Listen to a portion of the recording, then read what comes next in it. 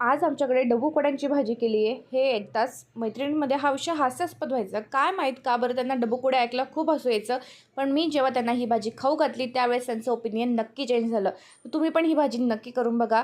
तर आधी मी साहित्य दिलं आहे त्याप्रमाणे आपल्याला ओलं वाटण करून घ्यायचं आहे. त्यानंतर कढईत 3 पळ्या तेल गरम केल्यानंतर त्यात आधी एक छोटीशी वाटी घ्यायची. त्यात लाल तिखट, काळा मसाला, हळद आणि थोडंसं किचन किंग मसाला, थोडं पाणी टाकून त्याची पेस्ट बनवायची आणि मग तेलात आधी ती पेस्ट छान तळून घ्यायची आणि मग त्यात ओला वाटण टाकायचं आहे. तो पण मस्त आपल्याला तेल सुटेपर्यंत छान होऊ द्यायचं आहे. खमंग वास येतो आणि असं वाटतं की तोच मसाला नुसतं पोळीसोबत खायचा, तो पण खूप भारी लागतो बरं का. आणि मग त्यात गरम पाणी टाकायचं आहे, थोडं नेहमीपेक्षा जास्त, कारण डाळीच्या पिठाने ते घट्ट होत जातं. आणि मग रस्स्याला उकळी येते तोपर्यंत एका बाऊलमध्ये डाळीचं पीठ घेऊन त्यात मीठ टाकायचं, ओवा टाकायचं, थोडंसं तेल, तिखट टाकायचं आणि त्याची घट्टसर पेस्ट करायची आणि मग त्याचे असे जाळीच्या